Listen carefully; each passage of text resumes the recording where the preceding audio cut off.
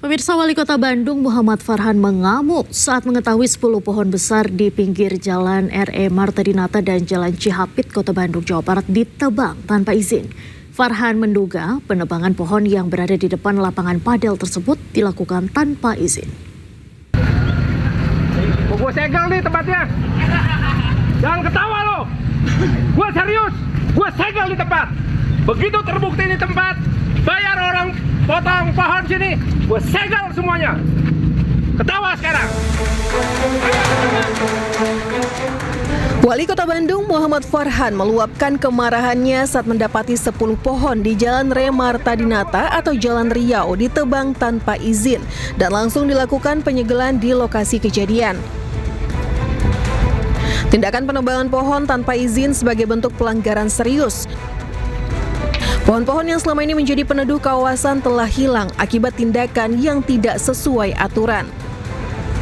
Farhan mengaku terkejut dan menyayangkan pohon yang telah tumbuh selama puluhan tahun justru hilang dalam waktu singkat. Ia pun menegaskan bahwa penebangan pohon ilegal ini menjadi perhatian serius pemerintah. Karena kalau di Perda kan ada, Perda Kota ada, dan Pemprov sudah mengeluarkan surat edaran moratorium pemotongan pohon. Nah, ini berarti melanggar 2 peraturan. Nah, ini juga dianggap sebagai melanggar peraturan pelanggaran lingkungan. Nah, jadi kita sudah bisa melaporkan ini Gakum Lingkungan kepada kementerian gitu. Nah, Pak, lihat kondisi seperti ini gimana, Pak? Wah, ini mas saya marah tuh. Ini saya marah sekali nih. Ini akan kita pidanakan. Farhan memastikan kasus tersebut akan diproses melalui jalur hukum. Pemerintah kota juga telah berkomunikasi dengan pemerintah Provinsi Jawa Barat terkait langkah lanjutan terhadap dugaan pelanggaran tersebut. Dari Bandung, Jawa Barat, Billy Maulana Fikran, iNews melaporkan. Pemirsa, sejumlah mal di Jakarta dan wilayah lainnya tiba-tiba dipasang pagar setinggi hampir 3 meter. Pemasangan pagar ini viral di media sosial dan memunculkan tanda tanya masyarakat.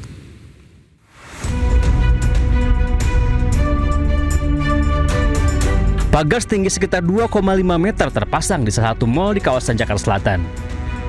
Pagar terpasang tepat di dekat pintu masuk utama mobil di Jalan Raya Kasablanka. Saat ini pagar besi yang terpasang baru sepanjang sekitar 100 meter. Pagar didesain khusus dengan bagian atas menyudut dan lancip. Tidak hanya di Jakarta, salah satu mal di Bekasi, Jawa Barat juga memagari malnya. Seperti yang terjadi di mal di kawasan Pekayon Jaya, Bekasi, Jawa Barat. Terlihat pagar logam cukup tinggi memagari setiap sisi bangunan. Menanggapi banyaknya mal yang tiba-tiba memasang pagar, Polda Metro Jaya mengaku belum menerima pemberitahuan terkait adanya aksi massa yang diduga melatar belakangi pemasangan pagar pada sejumlah mal. Terkait tentang pagar, dalam situasi Kamtibmas, sampai saat ini Polda Metro Jaya masih belum menerima surat pemberitahuan terkait tentang aksi yang ada. Tetapi tidak berhenti di situ, Polda Metro Jaya melalui Direktur Operasional tetap melakukan pemantauan secara dunia maya digital, yaitu melalui Dirres Siber termasuk Reskrim Kita akan melihat flyer-flyer ataupun ajak-ajakan. Ini hanya sekedar lempar flyer atau memang akan ada gelombang aksi. Kami juga akan berkoordinasi dari analisa perkiraan intelijen terkait tentang situasi terkini. Tetapi perlu kami sampaikan bahwa situasi sampai saat ini masih bisa dapat dikendalikan. Polda Metro Jaya juga mengaku sudah melakukan mitigasi awal apabila ada kelompok-kelompok yang mencoba membuat kerusuhan dan situasi tidak aman. Kendati demikian, Polda Metro Jaya kini meningkatkan patroli berskala kecil hingga besar di wilayah penyangga ibu kota Jakarta. Tim Liputan iNews melaporkan.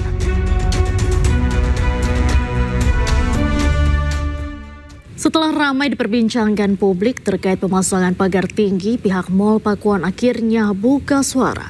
Menurut pihak mal, pemasangan pagar bukan untuk menghalau aksi massa seperti yang diperbincangkan, melainkan demi memberikan keamanan dan kenyamanan bagi pengunjung.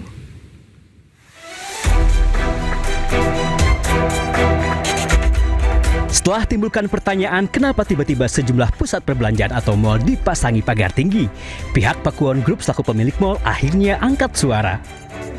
Menurut Sutandi Purnomo Sidi, tidak ada maksud lain di balik pemasangan pagar tinggi. Sutandi menyebut pemasangan pagar dilakukan demi menjamin keamanan dan kenyamanan para pengunjung. Sutandi juga mengaku pemasangan pagar dilakukan untuk mengganti pagar lama yang sudah rusak.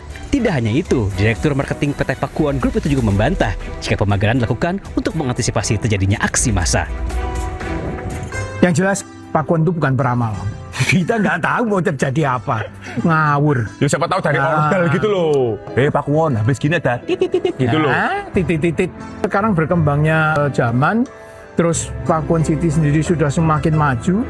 Kita harus perbaiki, kita harus upgrade. Nah itu aja sih, simple as that. Setali tiga uang, Menteri Perdagangan Budi Santoso juga angkat bicara. Walaupun mengaku tidak tahu menau alasan pemilik mal memasang pagar tinggi, namun Budi menjamin tidak ada masalah apapun di balik pemasangan pagar, termasuk alasan peningkatan keamanan.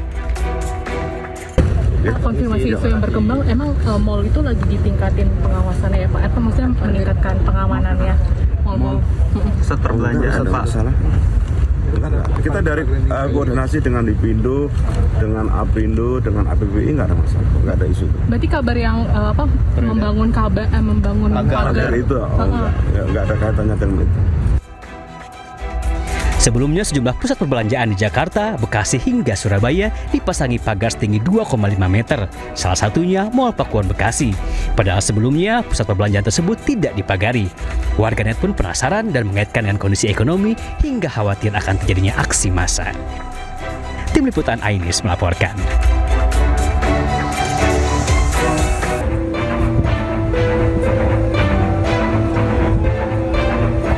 Presiden Prabowo Subianto mengumpulkan jajaran Kamar Dagang dan Industri atau Kadin Indonesia di Istana Merdeka, Jakarta. Ketua Kadin Indonesia Anindya Bakri bersama jajaran pengurus tiba di Kompleks Istana Kepresidenan Jakarta sekitar pukul 13.52 waktu Indonesia Barat. Anindya mengatakan pihaknya hadir bersama pimpinan Kadin dari 38 provinsi untuk berdiskusi dengan Presiden Prabowo. Ia juga menyampaikan selain membawa perwakilan Kadin dari seluruh Indonesia, pertemuan itu juga dihadiri sekitar 30 asosiasi dan himpunan dunia usaha. Selain itu, sejumlah menteri Kabinet Merah Putih turut hadir dalam pertemuan tersebut. Ya, hari ini kami Kadin datang bersama pimpinan-pimpinan Kadin di 38 provinsi. Jadi sejak mendengar undangan dari Pak Presiden, mereka terbang. Ada yang dari Papua, Papua Barat, Kaltara, NTT, Aceh. Nah, kami ingin berdiskusi mengenai bagaimana bersama-sama bisa meningkatkan ekonomi dari daerah. Anindya menilai kondisi ekonomi dan geopolitik global saat ini perlu disikapi melalui komunikasi yang lebih erat antara pemerintah dan pelaku usaha. Tim Liputan iNews melaporkan.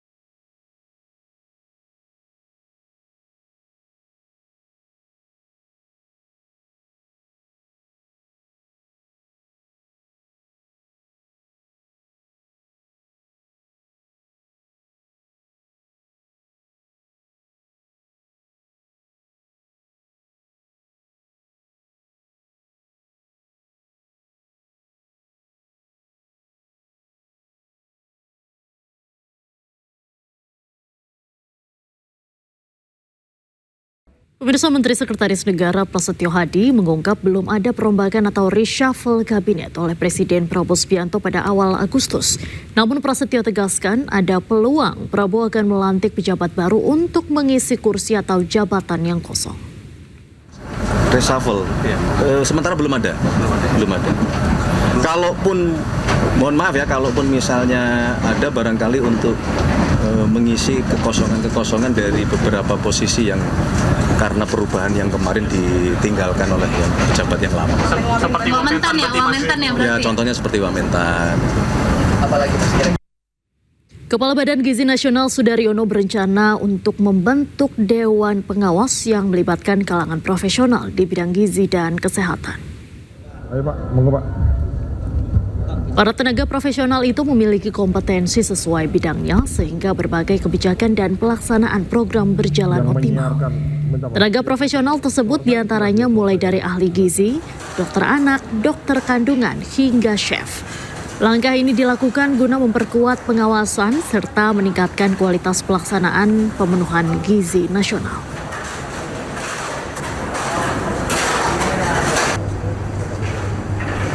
Jadi yang Dewan Pengawas ini memang kita intinya ingin diawasi oleh orang-orang yang kompeten.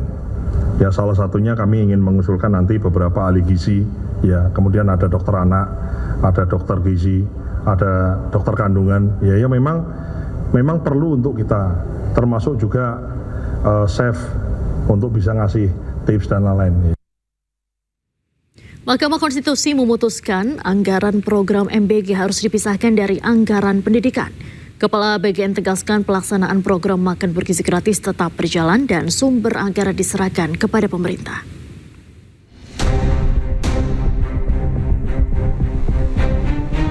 Mahkamah Konstitusi tegaskan makan bergizi gratis bukan bagian dari komponen utama biaya operasional penyelenggaraan pendidikan. Pemerintah mengalokasikan anggaran pendidikan Rp769,1 triliun atau sekitar 20% APBN di 2025 dan dari jumlah tersebut Rp223,6 triliun dialokasikan untuk program MBG bagi peserta didik. Menteri Sekretaris Negara Prasetyo Hadi mengatakan pihak Istana Kepresidenan akan mempelajari lebih dulu putusan MK terkait pemisahan anggaran program MBG dari anggaran pendidikan dalam APBN. Kami juga sudah mendapatkan informasi bahwa MK mengambil sebuah putusan, tapi memang yang pertama karena kami posisi sedang di luar kota secara resmi, kami belum menerima salinan keputusan tersebut dan tentu saja karena apapun keputusan MK tentu kita hormati, nanti akan kita pelajari karena bagaimanapun kalau berkenaan dengan masalah anggaran tentu kita tidak berdiri sendirian karena anggaran itu kan kita susun juga bersama-sama dengan teman-teman kita di DPR. Jadi mohon waktu. Badan Gizi Nasional atau BGN menyatakan pelaksanaan program makan bergizi gratis atau MBG tetap berjalan di tengah putusan Mahkamah Konstitusi yang mewajibkan pemisahan anggaran pendidikan dan MBG. Kepala BGN menegaskan lembaganya tidak berwenang menentukan sumber anggaran karena merupakan kewenangan pemerintah. Itu pasnya ditanyakan ke Pak Purbaya ya saya kira. Karena kami ini kan mau anggaran nyantol di mana kan kita menjalankan anggaran itu kan gitu. Sebelumnya, Mahkamah Konstitusi memutuskan mengabulkan sebagian gugatan uji materi program makan bergizi gratis yang diajukan Yayasan Taman Belajar Nusantara bersama 6 pemohon lainnya. Dalam putusannya, MK memerintahkan anggaran program makan bergizi gratis harus dipisahkan dari anggaran pendidikan paling lambat di APBN 2028. Dari Jakarta, Tim Liputan iNews melaporkan. Sementara itu, Menteri Keuangan Republik Indonesia Purbaya Yudhisadewa menegaskan bahwa pemerintah akan mematuhi putusan MK terkait pemisahan alokasi anggaran program MBG dari dana pendidikan dalam APBN. Kebijakan tersebut rencananya akan mulai diterapkan pada anggaran tahun 2028. Dari anggaran pendidikan itu kita ikutin putusan MK tahun 2028 kan. Artinya prosesnya perlu dibahas lagi dengan DPR dan kemungkinan di 2027 gitu berarti Pak. 2028 kan berlakunya kan batas akhirnya 2028 gitu Pak. Ya pakai 2028 aja. Informasi selanjutnya, pemirsa, dinilai beban pekerjaan semakin pelik dan berat. Asosiasi Kepala Daerah meminta DPR dan pemerintah menaikkan gaji mereka. Sementara itu, Menteri Dalam Negeri Tito Karnavian menyebut membuka peluang merevisi PP nomor 109 tahun 2000.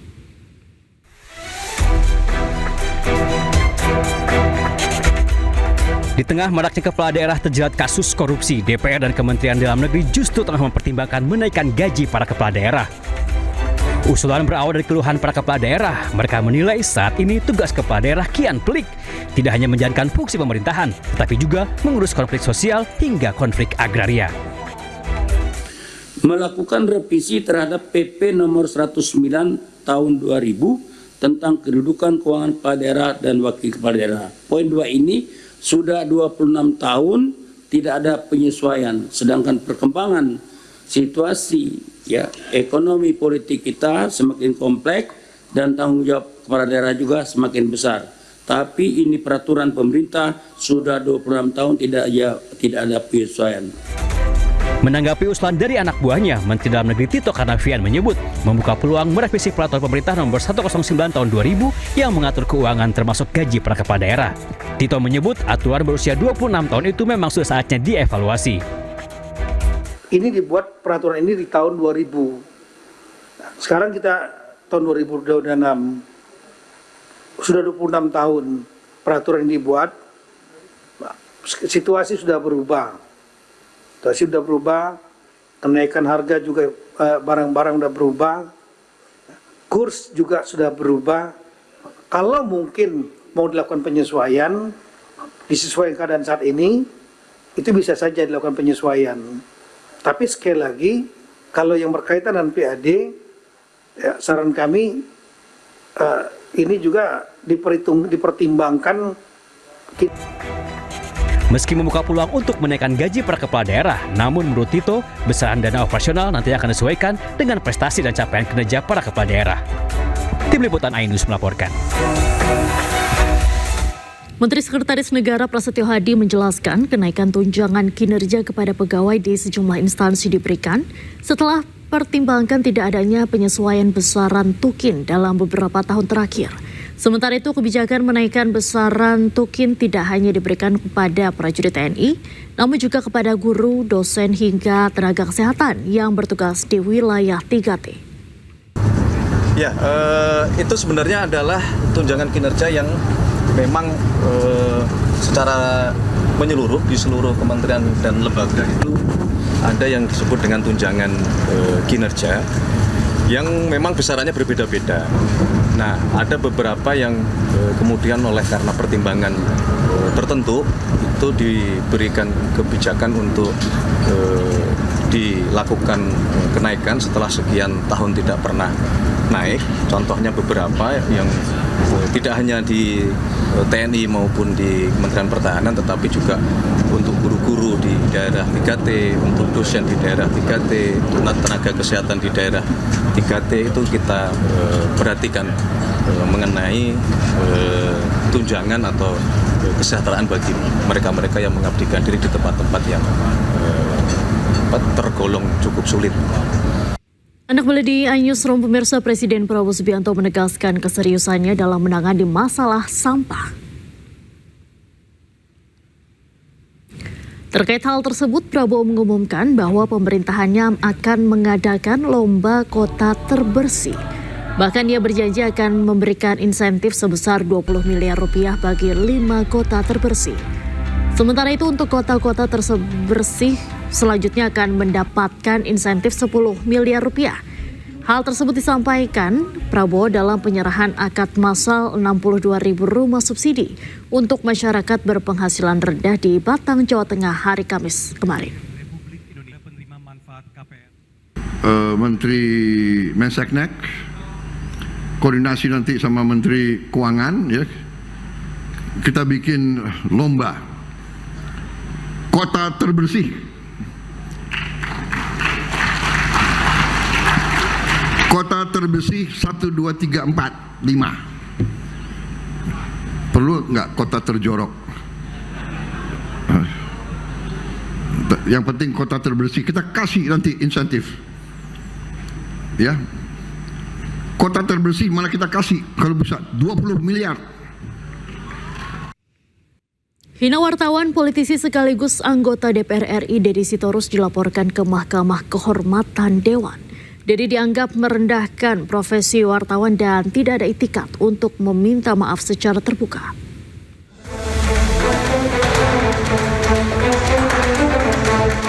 Dalam rapat Komisi 2 DPR RI dengan Mendagri pada Kamis lalu, anggota Komisi 2 DPR RI fraksi PDI Perjuangan, Deddy Sitorus mengucapkan kata tentang sirkus yang mengarah ke wartawan.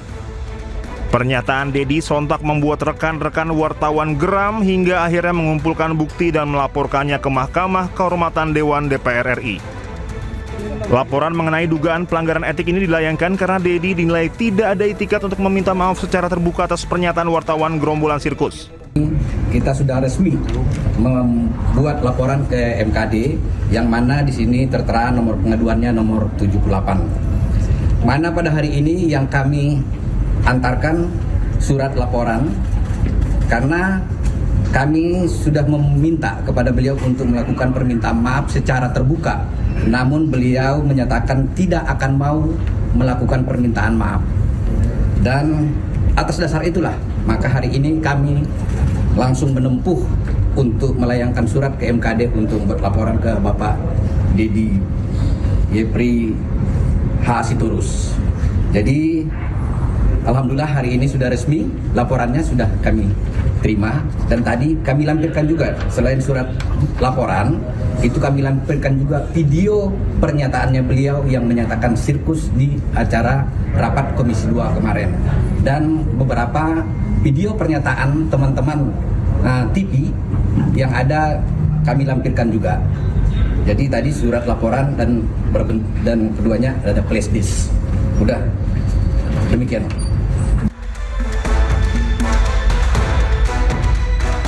Sebelumnya, Deddy Sitorus sempat menyatakan bahwa saat sidang terlalu ramai dan tidak tertib, kondisi sudah seperti sirkus. Kemudian Deddy juga menyampaikan bahwa agar tolong ditertibkan sudah disediakan di atas, jangan kayak sirkus. Menurut Deddy, pernyataan yang disampaikan bukanlah merujuk kepada wartawan, melainkan kepada situasi yang semrawut. Tim Liputan Anyus melaporkan. Kita ke informasi mancanegara pemirsa, pasukan Garda Revolusi Islam Iran kembali menyerang 2 kapal tanker di perairan Selat Hormuz. Sebuah kapal tangki diduga melanggar blokade yang dilakukan oleh pasukan Garda Revolusi Islam Iran. Pasca serangan yang dilakukan oleh IRGC, 2 kapal tanker tersebut terbakar habis pada malam hari. Sementara 4 kapal yang mencoba melanggar blokade IRGC dengan cepat kembali mundur. Selain itu, kapal tanker tersebut diduga terafiliasi dengan Amerika Serikat hingga Iran menyerang kapal tersebut.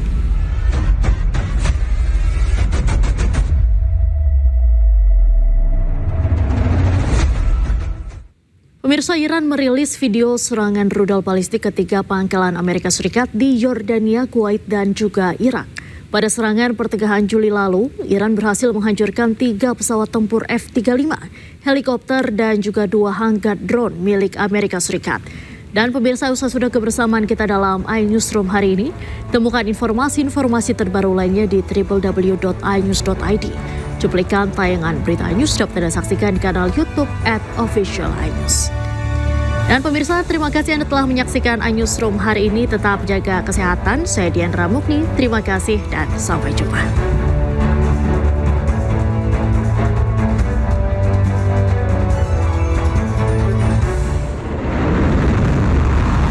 Pasukan Garda Revolusi Islam Iran meluncurkan rudal balistik yang menargetkan pangkalan udara Al-Azraq milik militer Amerika Serikat.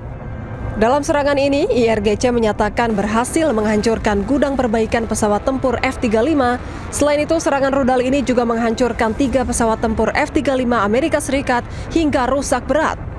Tak hanya pesawat tempur AS, beberapa perwira serta staf teknis dan perbaikan pesawat tempur AS dilaporkan tewas.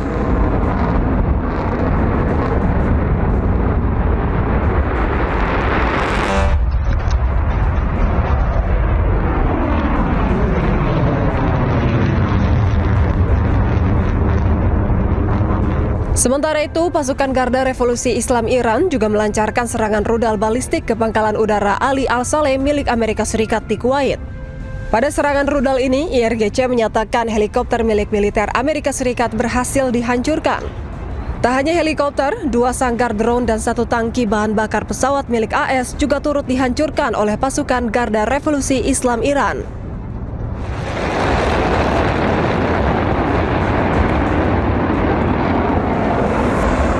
Selain itu, pasukan Garda Revolusi Islam Iran juga menyerang pangkalan Amerika Serikat di Erbil, Irak. Serangan ini karena semakin panasnya eskalasi perang antara Iran dan Amerika Serikat serta sekutunya. Dari serangan 3 pangkalan